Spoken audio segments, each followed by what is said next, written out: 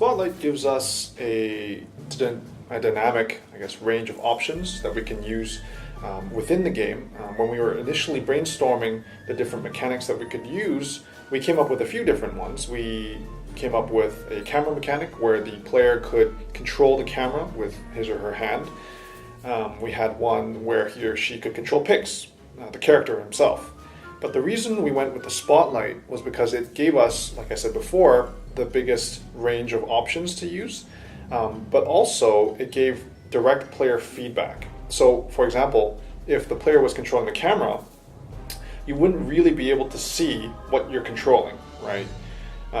But if we put the Spotlight in there, with a predefined source, right, you would actually see the cone or the God ray, I guess, of the Spotlight coming straight from where your hand is in relationship to the game. So it came with a few different, options, and we essentially combined a couple ideas into one. So we did want, for example, to have a cursor that would allow you to pick up things or move things, or if you make a tree grow or something like that. But now, instead of having a cursor select that, right, with your hand, you can actually take your Spotlight and shine it on the location.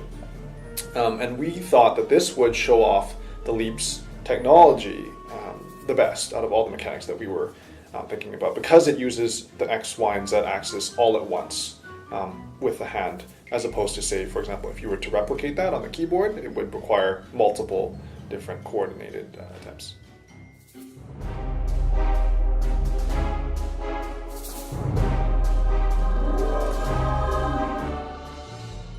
Well, UI obviously is a very iterative process. We need to constantly reevaluate, especially with this new peripheral, how the player can most effectively benefit from the design choices that we make.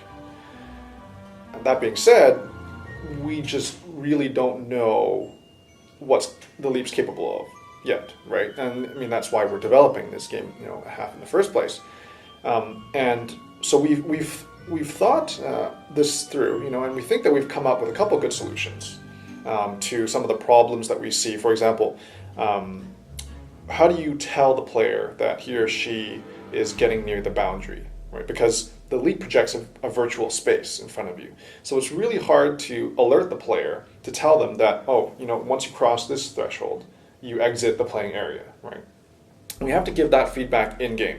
So that's, for example, one of the difficulties that we've faced. But I think that on a larger scope, the bigger challenge for us right now is not having direct feedback from the implementation side of things. So we look at a problem, for example, like that boundary problem that I was telling you about. Now that we've decided upon a solution, we need to implement it and test it, right? And the issue with that is our limited resources.